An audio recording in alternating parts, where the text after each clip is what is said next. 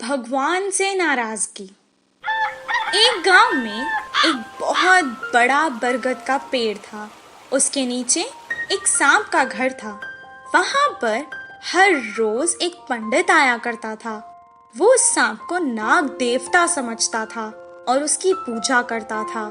सारे गांव वाले भी उसकी पूजा करते थे और पंडित की बहुत इज्जत करते थे।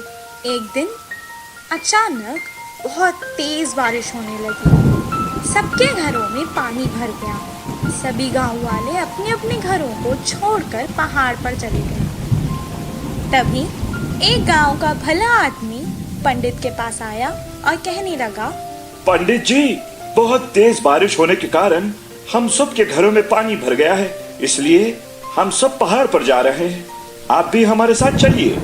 मेरी चिंता मत करो, मैं इस नाग देवता को पूजता हूँ, यही मेरी रक्षा करेंगे। पंडित की बात सुनकर वो चुपचाप चला गया। कुछ देर बाद एक आदमी गाड़ी पर आया और ब्राह्मण से कहने लगा, पंडित जी, बारिश बहुत तेज हो चुकी है, आप ठीक से खड़ भी नहीं पा रहे हो, चलो चलते हैं। मैं इस नाग देवता को पूजता हूँ, यही मेरी रक्षा करेंगे, तुम जाओ। थोड़ी देर बाद पहला आदमी वहाँ एक नाव लेकर वापस आया। वो उस पंडित को कहने लगा, पंडित जी, सारा गांव खाली है, आप यहाँ अकेले हो, इसलिए मैं आपकी मदद करने यहाँ आया हूँ। अगर अभी भी आप नहीं आओगे तो मैं वापस नहीं आने वाला। मैं इस नाग देवता को पूजता हूँ, यही मेरी रक्षा करेंगे, मैं तुम्हारे साथ नहीं आ रहा हूँ।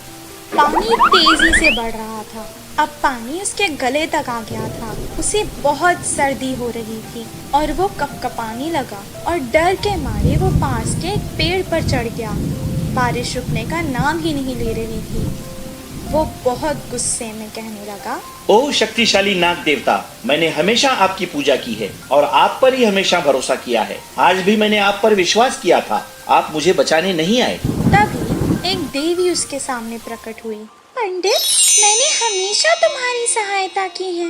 मैं जानती थी कि तुम कष्ट में हो, इसीलिए मैंने तुम्हारी सहायता करने एक आदमी को भेजा था। तुमने उसके साथ जाने से मना कर दिया।